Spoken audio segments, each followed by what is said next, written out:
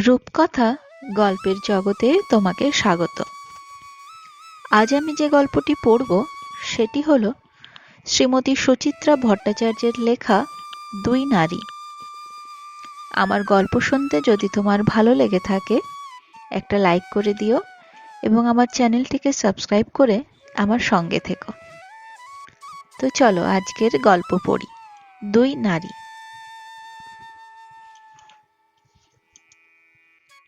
প্রথমটা দেখে চিনতে পারেনি অতসী, পারার কথাও নয়।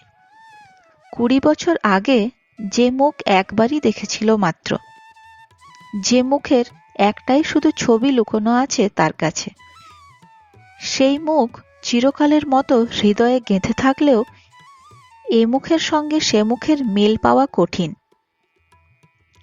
হঠাৎ দেখে মনে হয় ভর দুপুরে কোনো গরিব দুঃখী সাহায্যের জন্য এসেছে বুঝি। প্রায় যেমন আসে সেই রকমই জীর্ণ শীর্ণ চেহারা, চোখের তলায় ঘন কালো ছোপ, ভাঙা লম্বাটে মুখ, গায়ের চামড়া খসখসে, কণ্ঠার হাড় দুটো বিকট রকম উঁচু হয়ে আছে, মাথা ভরা রুক্ষ চুল এলোমেলো, খয়াটের শরীর ঘিরে জড়ানো হলুদ পাড় সাদা তাঁতের শাড়িটার দশাও দিনহীন। তবু সবকিছু সত্ত্বেও মহিলার চোখে মুখে এক ধরনের আভিজাত্য আছে। বোঝা যায় অবস্থার ফেরেই দরজায় দরজায় ঘুরতে হচ্ছে মহিলাকে। অতসী জিজ্ঞাসা করল, কি চাই? ক্লান্ত মুখে শুকনো হাসি ফুটল। আমাকে চিনতে পারছেন? অতসী থতমত খেল সামান্য। না মানে ঠিক কে বলুন তো? আমি তন্দ্রা। তন্দ্রা? তন্দ্রা ছোট্ট এক ফোঁটা নাম, দুটো মাত্র শব্দ, তবু এখনো এতদিন পরও কি তীব্র বিষ তাতে।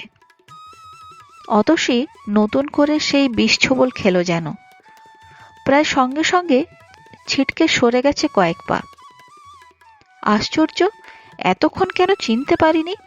সেই তো, হ্যাঁ সেই, ওই তো সেই নীলচে চোখ, নীলচে নয় কটা, ওই তো দিগন্তের আকাশের মতো সেই নতমুখী দৃষ্টি, ছলনা মাখা, ওই তো অতসীর সব অহংকারকে পিষে দেওয়া পাতলা টেপা ঠোঁট, ঠোঁটের কোণে ছোট্ট বাদামি তিল, সবই তো রয়েছে। অতসীর গলা আপনা আপনি কঠোর হয়ে গেল। তুমি তুমি কি জন্য এসেছো এখানে? তন্দ্রা ঢোক গিলল। শুকনো হাসিটা ঠোঁটে লেগেই আছে। আপনার কাছে একটু দরকারে এসেছিলাম। তোমার সাহস তো কম নয়। তন্দ্রার গলায় তবু কাতর অনুনয়। একটু যদি সময় দেন। আমার সময় নেই, তুমি এখন আসতে পারো। অতসী মুখের ওপর দরজা বন্ধ করে দিয়েছিল প্রায়। আচমকা তন্দ্রা ভোল পাল্টেছে। অতসীকে স্তম্ভিত করে দিয়ে আধ বোঝা পাল্লা দুটো চেপে ধরেছে শক্ত হাতে। আমি কিন্তু ফিরে যেতে আসিনি, আপনার সঙ্গে কথা বলতে এসেছি। আমি তোমার সঙ্গে একটি কথাও বলবো না। তাতে লাভ হবে না। তন্দ্রার গলার আওয়াজ অসম্ভব শান্ত, অথচ কি উদ্ধত। আজকে না শোনালে আমি আবার আসব, বারবার আসব। সেটা নিশ্চয়ই আপনি চাইবেন না। দরকার হলে আপনার ছেলের কাছেও যেতে পারি আমি। অতসী এবার বাগরোধ হওয়ার পালা। তন্দ্রা কি অতসীকে ভয় দেখাতে এসেছে? এতদিনকার গোপন কথাগুলো সব ফাঁস করে দেবার ভয়? কি বা বলতে চাই এখন? এতদিন ছিলেই বা কোথায়? অতসীর বুকের ভেতরটা আচমকা হু হু করে উঠল। অনেক কষ্টে সংযত করল নিজেকে। গলার কঠিন ভাবটাকে তবু কাটানো গেল না। তুমি কি ব্ল্যাকমেল করতে এসেছো আমাকে? তন্দ্রার মরিয়া ভাব যেমন দুম করে এসেছিল তেমনি দুম করে মিলিয়ে গেছে। দরজার পাল্লা ধরে থাকা তার হাত দুটো ক্রমে শিথিল হয়ে এলো। উত্তেজনায় হাঁপাচ্ছে হাঁপড়ের মতো। হাঁপাতে হাঁপাতে মাথা নাড়ল দুদিকে। অতসীর চোখ তবু তীক্ষ্ণ। কি চাও? এবারও দুদিকে মাথা নাড়ছে তন্দ্রা। দরজা ছেড়ে পাশের দেওয়ালটাতে ঠেস দিয়েছে। ঘামছে অসম্ভব। শেষ চৈত্রের ঝাঁঝা রোদে বোধহয় হেঁটেই এসেছে এতটা পথ। সঙ্গে ছাতাটাতাও নেই। ফর্সা মুখখানা টকটকে লাল। একটু বসতে দেবেন, মাথাটা ঘুরছে। কক্ষনো না, বলতে গিয়েও অতসী চমকেছে। তন্দ্রা সত্যি সত্যি টলছে। গোটা শরীর কাঁপছে মৃদু মৃদু। পড়েই যাবে নাকি? একটা মানুষ, সে যেই হোক না কেন, তারই দরজায় অজ্ঞান হয়ে পড়ে থাকবে আর সে নিশ্চিন্তে দরজা বন্ধ করে দেবে? তন্দ্রাকে দেখতে দেখতে মুহূর্তের মধ্যে কথাগুলো ভেবে নিচ্ছিল অতসী। ভাবতে ভাবতে সিদ্ধান্ত নিয়ে ফেলল। বিরস মুখে দরজা ছেড়ে দাঁড়িয়েছে। এসো, ভেতরে এসো। ঘরে ঢুকেই তন্দ্রা বসে পড়েছে সামনের সোফাটাতে। জোরে জোরে শ্বাস নিচ্ছে। হাঁপানি টাপানি আছে নাকি? অতসী ঘরের কোনায় গিয়ে ফ্যান চালিয়ে দিল। সুইচ বোর্ডের সামনে থেকেই জিজ্ঞাসা করল, জল খাবে? তন্দ্রা খুব আস্তে আস্তে মাথা নাড়ল। বাইরের ঘর থেকে ভেতরে ঢুকে অতসী আবারও দ্রুত চিন্তা করে নিচ্ছিল। একটু পরেই খুকুরা এসে পড়তে পারে। খুকু আর তার শাশুড়ি, ওদের সঙ্গে বিকেলে আজ বাবলার জন্য সম্বন্ধটা পাকা করতে যাওয়ার কথা। এক্ষুনি যদি ওরা এসে পড়ে, তন্দ্রাকে দেখে খুকু যদি জানতে চায় কে মা, কিংবা খুকুর শাশুড়ি, অতসী কি উত্তর দেবে? চিনি না। তার মধ্যেই হয়তো তন্দ্রা সবিস্তারে পরিচয় দিয়ে দেবে নিজের। দিতেই পারে। তন্দ্রার মতো মেয়ের পক্ষে কিছুই অসম্ভব নয়। ফ্রিজ থেকে জলের বোতল বের করে নিজের গলাতে ঢেলে নিল খানিকটা। এই সময় প্রতিদিন বাড়িঘর যেমন থাকে তেমনি নির্জন। রাত দিনের কাজের মেয়েটা বোধহয় ছাদের ঘরে ঘুমোতে গেছে। অতসী এখন রোজকার মতো একা। একাই। কবেই বা একা ছিল না। স্বামী, সংসার, সন্তান সবকিছু থেকেও তো চিরকাল একদম একা সে। স্বামী যখন বেঁচে ছিল তখনও, যখন নেই তখনও। ছেলেমেয়েরাই বা কতদিন আর শুধু মায়েরই থাকে। জলের বোতল হাতে নিয়ে অতসী বাইরের ঘরে ফিরল। লম্বা সোফায় শরীর ছড়িয়ে চোখ বুজে পড়ে আছে তন্দ্রা। রোগা শরীরটা গুটিয়ে কেমন ছোট হয়ে গেছে। এখনো কাঁপছে থির থির করে। অতসীর নজরে পড়ল তন্দ্রার চুলগুলিও প্রায় সব পেকে গেছে। মুখে দাগ পড়েছে বয়সের। ক্ষণিকের জন্য অতসী স্থির। কত বয়স হলো তন্দ্রার? অতসীর থেকে বেশ ছোট। কম করেও বছর 5 তো বটেই। খুব বেশি হলেও তন্দ্রা এখন 44 কি 45। এর মধ্যেই এত বুড়িয়ে গেল কি করে? কিসের অভাব? টাকা পয়সার, না সঞ্জয়ের? অতসী বুঝতে পারছিল না। পারছিল না বলেই আরো রাগ বাড়ছিল তার। সঞ্জয়ের অভাবে হবে কেন? সঞ্জয়ের অভাবে যদি কারুর ক্ষয়ে যাওয়ার কথা থাকে, সেটা তো অতসীর। অথচ অতসী এই 50-এও দিব্যি সুস্থ সবল। তাকে দেখে কেউ বলবে না তার মেয়ের বিয়ে হয়ে গেছে, ছেলের বিয়েও হব হব। অতসী টেবিলে জলের বোতলটা রেখে আলতো ধাক্কা দিল তন্দ্রাকে। কি হলো তোমার? তন্দ্রা চোখ খুলল না। দাঁত দিয়ে নিজের ঠোঁট সজোরে চেপে ধরে আছে। শুনছ, জল এনেছি। তন্দ্রা তবু নিশ্চল। অতসীর অস্বস্তি বাড়ছিল। হঠাৎ করে এই আপদ কেন চেপে বসেছে ঘাড়ে? তন্দ্রাকে মোটামুটি ভুলেই গেছিল সে। মোটামুটি কেন, পুরোপুরি। সঞ্জয় যতদিন বেঁচে ছিল, সঞ্জয়ের সঙ্গে এই মহিলাও মিশেছিল অতসীর প্রতিটি রক্তবিন্দুর সঙ্গে।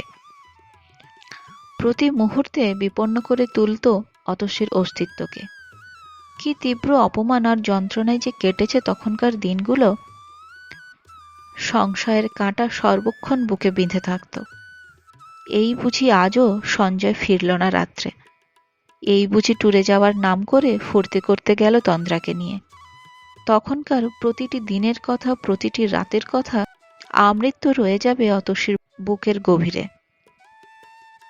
শেষের দিকে সঞ্জয় বলতো, এখনো তুমি একটা কথা নিয়েই ঘ্যান ঘ্যান করো কেন বলো তো? তুমি যা চাও আমি তো সব দিয়েছি তোমাকে, গাড়ি বাড়ি স্বাচ্ছন্দ্য আরাম।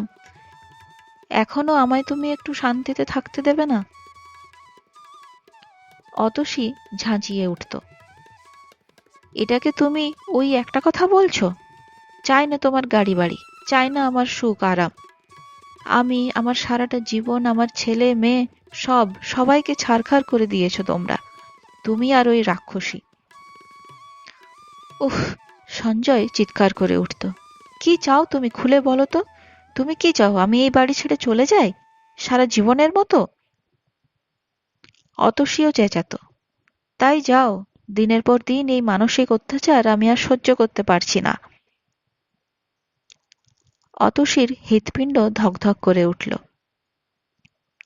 তাই কি এত তাড়াতাড়ি চলে গেল সঞ্জয়? মাত্র 50-এ পা দিতে না দিতেই? অফিস থেকেই কর্মচারীরা সঞ্জয়ের ঠান্ডা শরীরটাকে বাড়িতে পৌঁছে দিয়েছিল। নিজের অফিস ঘরে বসে কাজ করতে করতে বুকে ব্যথা বলে অজ্ঞান হয়ে যায় সঞ্জয়। সেখানেই সব শেষ। স্বামীর নিথর দেহটার দিকে তাকিয়ে বুক ফেটে কান্না আসতে চাইলেও কিছুতেই কাঁদতে পারেনি অতসী। 15 বছর জমাট অভিমান তার সমস্ত জাগতিক অনুভূতিগুলোকে দুমড়ে মুচড়ে শেষ করে দিয়েছিল। বাবলাটা সবে ইঞ্জিনিয়ারিং পাশ করেছে তখন। খুকু হায়ার সেকেন্ডারি দেবে। বাবলা ঠিকমতো বাবার ব্যবসা দেখতে পারবে কিনা, খুকুটাকে আরো বড় করতে হবে, এইসব চিন্তা ভাবনায় তন্দ্রা কখন ম্লান হয়ে গেছে অতসীর জীবন থেকে। হয়তোবা সঞ্জয়ও। ভাবতে গিয়ে সঞ্জয়ের মৃত্যুর 5 বছর পর আজ কেন চোখে জল আসছে অতসীর? সঞ্জয়ের জন্য মন কেমন করছে? সঞ্জয় যেমনই হোক, যেভাবেই থাকুক, তবু ছিল তো অতসীর কাছেই। কেন এত তাড়াতাড়ি চলে গেল? কে দায়ী তার অকাল মৃত্যুর জন্য? অতসী নাকি ওই মহিলাই? ওর জন্যই তো সঞ্জয়। অতসী আঁচলা ভরে ঠান্ডা জল নিয়ে ছুঁড়ে মারল তন্দ্রার চোখে মুখে। জলের ছোঁয়া পেয়ে তন্দ্রা নড়ে উঠেছে, চোখ মেলল। ঘোলাটে নীল চোখে অতসীর দিকে ফ্যাল ফ্যাল তাকিয়ে রইল কিছুক্ষণ। ধীরে ধীরে চোখে ভাষা আসছে। অতসী জলের বোতল এগিয়ে দিল তার দিকে। মনে মনে বলল, অনেক নাটক হয়েছে, জল খাও, খেয়ে বিদেয় হও। তন্দ্রা উঠে বসে পুরো বোতল জল ঢেলে নিল গলায়। আঁচল তুলে ঘাড় গলা মুছল। নিঃশ্বাসের কষ্ট এখনো অল্প অল্প রয়েছে, বোঝা যায়। অতসীর এক বিন্দুও মায়া এলো না তার। তীক্ষ্ণ গলায় প্রশ্ন করল, শরীর ঠিক হয়েছে? তন্দ্রা যেন বহু কষ্টে বসতে পারছে। থেমে থেমে দুর্বল স্বরে বলল, শরীরটা একদম ভালো নেই। কথায় কথায় মাথা ঘোরে, বুক ধড়ফড় করে। ডাক্তার বলেছে শরীরে নাকি রক্ত নেই, বিশ্রী অ্যানিমিয়া। অতসীর একটুও শুনতে ইচ্ছা করছিল না। জলের বোতলটা সামনের থেকে সরিয়ে শোকেশের মাথায় রেখে দিতে দিতে বলল, মিনিট 5 বিশ্রাম তো হয়েই গেল, আরো দরকার? তন্দ্রা এই চকিত নিষ্ঠুরতায় থমকেছে। মলিন মুখে তাকিয়ে রয়েছে অতসীর দিকে। কি দেখছো? আপনাকে বোধহয় অসুবিধায় ফেললাম। হ্যাঁ, তা ফেলেছ। অতসী স্পষ্ট উত্তর দিল, এক্ষুনি আমার মেয়ে আর মেয়ের শাশুড়ি এসে পড়বে, তুমি যদি এখন চলে যাও। তন্দ্রা ওঠার নামও করল না। নির্জীব চোখ দুটো তার স্থির হয়ে আছে। আপনার কাছে বড় বিপদে পড়ে এসেছিলাম, খুব কষ্টে দিন কাটছে। প্রথম বাক্যটা অতসী উচ্চারণ করেছিল না একদিন? মান অপমান শিকেই তুলে লজ্জার মাথা খেয়ে এই মহিলার কাছেই বাধ্য হয়েছিল ছুটে যেতে। সেই দিনও এই একই রকম নীলচে চোখ উদাস তন্দ্রার। অতসী বলেছিল, বড় বিপদে পড়ে আমি তোমার কাছে এসেছি ভাই, তুমি পারো একমাত্র সঞ্জয়কে আমার কাছে ফিরিয়ে দিতে। কথা দাও আজ থেকে আর কোনো সম্পর্ক রাখবে না সঞ্জয়ের সঙ্গে। তন্দ্রা কথা দেয়নি, ভাসা ভাসা দু চোখ ফিরিয়ে রেখেছিল অন্যদিকে।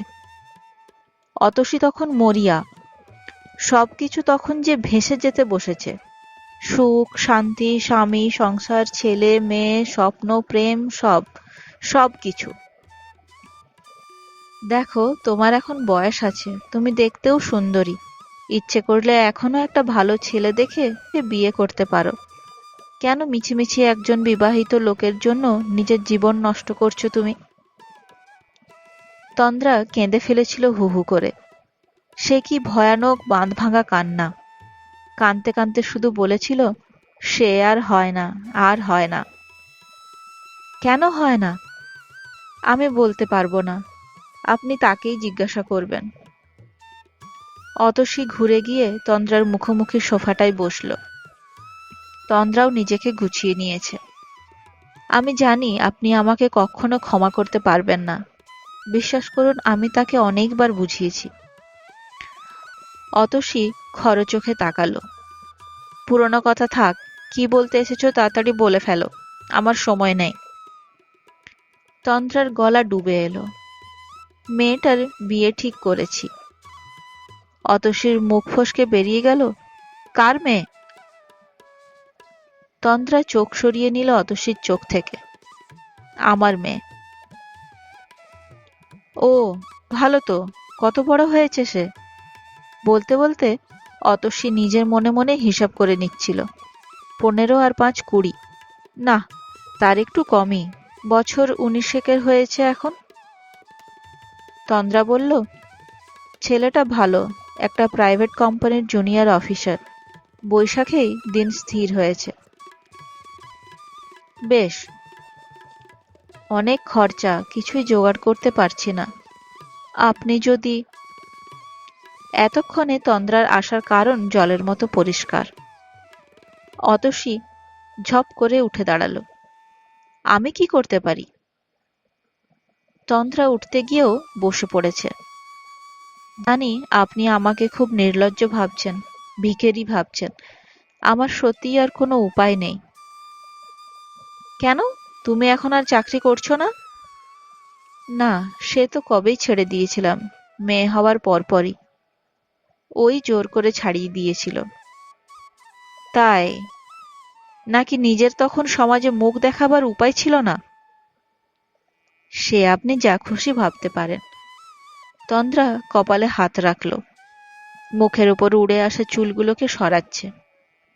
ও অবশ্য যতদিন বেঁচে ছিল আমার কোনো অভাব রাখেনি। তার মধ্যেই তো বেশ গুছিয়ে নিয়েছিলে। অতসীর গলায় শ্লেষ ফুটল।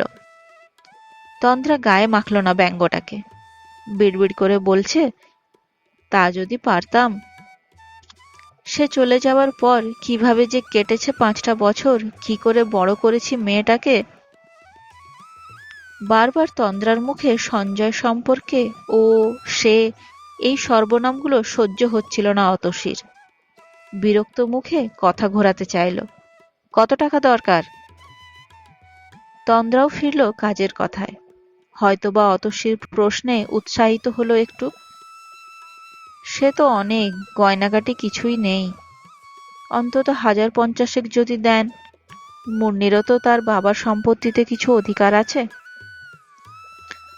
তন্দ্রার শেষ কথাটা শেল হয়ে বিঁধেছে বুকে। অতসী টান টান হলো, তুমি কি অধিকার ফলাতে এসেছ? কথাটা বলে ফেলে তন্দ্রাও বোধহয় বুঝেছে বলা ঠিক হয়নি। আরও বিনীত ভাব তাই এনেছে গলায়। না না, আমি আপনার কাছেই এসেছি। আমি যদি না দিই? তন্দ্রা চুপ। অতসীর মনে হলো তন্দ্রা নতুন করে শান দিচ্ছে তার অস্ত্রগুলোতে। আজ যদি অতসী মুখের ওপর না বলে দেয়, কি করতে পারবে তন্দ্রা? মামলা করে রক্ষিতার সন্তান সম্পত্তির ভাগ চাইবে? ঢিঢি ফেলে দেবে চারিদিকে। বাবলা খুকু জেনে যাবে তাদের বাবার কীর্তিকলাপের কথা। অতসী ভেতরে ভেতরে শিউরে উঠেছিল। গোপন লজ্জা চিরকাল নিজের কাছেও লুকিয়ে রাখার চেষ্টা করেছে সে। 15 বছর ধরে যা কিছু কান্না, যত রাগারাগি, মান অভিমান সবই ছিল শুধু সঞ্জয়ের সঙ্গেই। বাইরের কেউ যদি কোথাও থেকে জেনে থাকে তা জেনেছে। অতসী কারোর কাছেই নালিশ নিয়ে ছোটেনি। আত্মীয় স্বজনের কাছে যায়নি, বন্ধু বান্ধবদের কাছে না, বাবলা খুকুকে পর্যন্ত জানতে দেয়নি কিছুই। ওরা শুধু সব সময় বাবা মার ঝগড়াঝাটিই দেখেছে, ঝগড়ার কারণ জানেনি। অতসীও চায়নি বাবলা খুকু কখনো অশ্রদ্ধার চোখে দেখুক তাদের বাবাকে। আজ যদি তন্দ্রা অবশ্য সে ধরনের প্রসঙ্গ আনল না। হয়তো দাবি জানানোর মতো তেমন জুত পাচ্ছে না শরীরে। খানিকক্ষণ নীরব থেকে বলল, সেটা আপনার বিবেচনা। বাইরের রাস্তায় একটা গাড়ি এসে থেমেছে। খুকুরা এসে গেল নাকি? অতসী দ্রুত এগিয়ে গেল বাইরের খোলা দরজার দিকে। খুকুদের নয়, অন্য কারোর গাড়ি। কাকে যেন নামিয়ে দিয়েই ফিরে যাচ্ছে। ধু ধু রোদ্দুরে গাড়িটা মিলিয়ে যাওয়ার পরও অতসী তাকিয়ে রইল প্রখর রোদের দিকে। সূর্যের প্রচণ্ড উত্তাপে চৈত্রের দুপুর বড় তপ্ত এখন। এই সময়ে যখন তখন কালবৈশাখী আসে।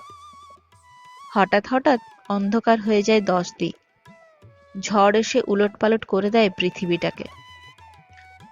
অতসী অস্থির পায়ে ফিরল তন্দ্রার কাছে। তোমাকে একটা কথা জিজ্ঞাসা করব? বলুন। তুমি কি শুধুই আমার বিচার বিবেচনা জানতে এসেছো, নাকি আইনের হুমকি দিতে এসেছো? বেশ কিছুক্ষণ ঠান্ডা ছায়ায় বসে অনেকটা ধাতস্থ হয়েছে তন্দ্রা। অনেকক্ষণ পর হাসল আলগাভাবে। আলগা কিন্তু ধারালো খুব। চেহারা ভেঙে গেলেও হাসির ভঙ্গিটা তার এখনো আগের মতোই। হাসি বা কান্নার চেহারা বোধহয় বদলায় না কখনো। সব বয়সের সর্ব অবস্থায় হাসি কান্নার রূপ একই রকম। তন্দ্রার হাসি মাখা যে ছবিটা অতসীর কাছে এখনো আছে, সেই হাসির সঙ্গে এই হাসির তেমন তফাৎ নেই।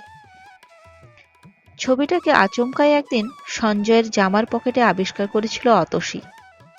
মনে একটু খটকা লাগলেও তখনও সন্দেহকে পাত্তা দেয়নি তেমনভাবে।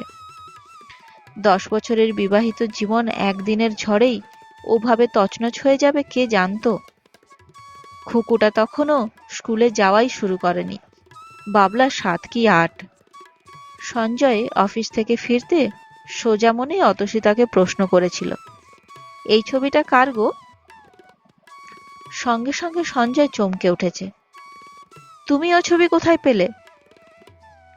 সেই মুহূর্তে সঞ্জয়ের চোখে মুখে, সঞ্জয়ের স্বরে এমন কিছু ছিল যাতে অতসীও চমকেছে। চকিতে ছবিটাকে লুকিয়ে ফেলেছে পেছনে। তোমার শার্টের পকেটে ছিল। সঞ্জয়ের ভ্রু জড়ো। তুমি আমার জামা প্যান্ট ঘাঁটো নাকি আজকাল? অতসী হতবাক। ঘাঁটতে যাব কেন, কাচার জন্য বার করেছিলাম। ছবিটা আমায় দাও। আগে বলো কে মেয়েটা? আমাদের অফিসে কাজে ঢুকেছে। তার ছবি তোমার পকেটে এলো কি করে? আমাকে কি তুমি জেরা করছো? না, জানতে চাইছি। আমি রেখেছি। সঞ্জয় চিরকালই এরকম স্পষ্টবাদী। নিজের গোপন অপরাধগুলোকেও চিরদিন স্পষ্ট ভাষায় জানিয়ে দিতে কখনো দ্বিধা করেনি। আজকাল মাঝে মাঝে অতসীর মনে হয় অত সত্যবাদী সঞ্জয় না হলেও পারত। অতসী বহু যন্ত্রণা থেকে মুক্ত থাকতে পারত তাহলে। জীবনে বোধহয় কিছু কিছু নিষ্ঠুর সত্য অজানা রয়ে যাওয়াই ভালো। অতসী সোজাসুজি তাকালো তন্দ্রার দিকে। খুকু এসে পড়ার আগে তন্দ্রার সঙ্গে একটা বোঝাপড়া করতে চায়। তুমি কিন্তু আমার প্রশ্নের জবাব দিলে না। তন্দ্রার হাসি মুছল। কি বলি বলুন তো? যা সত্যি তাই বলবে। সত্যিকে কি মেনে নিতে পারবেন আপনি? কি বলতে চাও খোলাখুলি বলো। আড়ষ্টভাবে সোফায় হেলান দিল তন্দ্রা। মুখ উঁচু করে কয়েক সেকেন্ড পাখার বাতাস টানল বুকে। যদি বলি আপনার কাছ থেকে আমি দুটোই চাই, বিবেচনা আর আইনের বিচার দুটোই। কি হিসেবে? হিসেব বুঝি না, যা মনে এলো বললাম। হয়তো আপনি যেমন বাবলা খুকুর মা, আমিও তেমনি মুন্নির মা, সেই হিসেবেই। অতসী ধৈর্য হারালো। বেশ জোরেই বলে উঠল, না, বাবলা খুকুর নাম তুমি মুন্নির সঙ্গে উচ্চারণ করবে না। বাবলা খুকু আর মুন্নি এক নয়। তন্দ্রা একটুও উত্তেজিত হলো না। দেখলেন তো, আপনি সত্যিটাকে মেনে নিতে পারলেন না। বলতে বলতে চোখ বুজেছে। আপন মনে বলে চলেছে, অনেক ঘটনা থাকে যা মানুষ না চাইলেও ঘটে যায়, কিংবা ভুল করেও হয়ে যায় অনেক কিছু। কখনো কখনো পরিস্থিতির ওপর কারোর কোনো হাত থাকে না। বলতে বলতে আরও গলা নামিয়েছে। একদিন আপনাকে বলেছিলাম আমার উপায় ছিল না। সত্যি তো উপায় ছিল না। মাটি কি ইচ্ছে করলেই তার ফসল উপড়ে ফেলে দিতে পারে? আপনি কি পারতেন? আপনিও তো বাবলা খুকুর মুখের দিকে তাকিয়ে। আমার কথা এখানে আসে না। অতসী তর্ক করে উঠল। আমি সঞ্জয়ের স্ত্রী ছিলাম। আমার একটা সামাজিক পরিচয় ছিল। হ্যাঁ, ওইটুকুনি যা তফাৎ ছিল আপনার সঙ্গে আমার। কথা নয়, কথার ভেতর দিয়ে আস্তে আস্তে যেন ঘোরে ডুবে যাচ্ছে তন্দ্রা। আপনাকে ছেড়ে সে আমার কাছে চলে আসেনি। আমাকে ছেড়েও আপনার কাছে ফেরেনি। কেন ফেরেননি কখনো ভেবে দেখেছেন কি? কেন আপনার পাশে শুয়েও সে আমার কথা ভেবেছে? আমাকে ছেড়ে চলে গেছে আপনার বিছানায়। অতসী থমকেছে এতক্ষণে। এ কি হেয়ালি তন্দ্রার! তন্দ্রা থামছে না, যেন নিজের কাছে প্রশ্ন করে নিজেই উত্তর দিয়ে চলেছে। কারণ তার চোখে আমি আপনি সমান ছিলাম। আমি না হয়ে অন্য কেউ হতে পারত, কিংবা আপনি না হয়ে আর কেউ। একটুখানি সামাজিক চিহ্ন ছাড়া আপনার আর আমার আলাদা পরিচয় আছে কি? তন্দ্রার কথাগুলো ভেসে যাচ্ছে, ভাসতে ভাসতে ছড়িয়ে গেল গোটা ঘরে। আপনি না হয়ে অন্য কেউ তো হতে পারত, আমি না হয়ে আর কেউ। ঠিক, ঠিকই তো। অত সে নিজেও জানে না কখন অন্যমনস্কভাবে সোফা ছেড়ে উঠে দাঁড়িয়েছে সে, কখন চলে গেছে খোলা জানালার ধারে। অতসী কে ছিল সঞ্জয়ের? তন্দ্রাই বা কে? এক অর্থে দুজনেই তো পৃথক পৃথক দুটো পরগাছা মাত্র। সঞ্জয়ের অর্থে লালিত, সঞ্জয়েরই তৃষ্ণায় জারিত। অতসী জানালায় দাঁড়িয়ে ফিসফিস করে উঠল, আর বলো না, আর বলো না, এবার থামো। বলতে বলতে মুখ ঘুরিয়েছে। চড়া রোদ্দুর থেকে অন্ধকারে তাকাতেই সব ঝাপসা।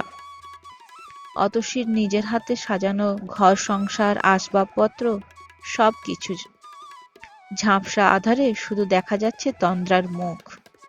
না, ওটা অতসীরই মুখ। অতসী বুঝতে পারছিল না পায়ে পায়ে আবারও কখন ফিরে এসেছে তন্দ্রার কাছে। তন্দ্রার হাতে হাত রেখেছে। আমার খুব কষ্ট হয় জানো। আমারও। আমার মাঝে মাঝে বড় কাঁদতে ইচ্ছে করে। আমারও। বলতে বলতে কাঁদছে দুজনে, বুক ভাঙা কান্না। 5 বছর পর এই প্রথম, সঞ্জয়ের মৃত্যুর পর এই প্রথম। এইভাবেই দুই নারী অন্দরের ছায়ায় বসে কাঁদছিল সংগোপনে। কখন খুকু আর খুকুর শাশুড়ি এসে দাঁড়িয়েছে খোলা দরজায়, কেউ খেয়াল করেনি। কখন যে দুপুর গড়িয়ে গেছে তাও খেয়াল করেনি কেউ। বেলার মনে বেলা ফুরিয়ে যাচ্ছিল তাদের। নমস্কার। আমার গল্প শুনতে যদি আপনার ভালো লেগে থাকে একটা লাইক করে দেবেন এবং আমার চ্যানেলটিকে সাবস্ক্রাইব করে আমার সঙ্গে থাকবেন। ধন্যবাদ।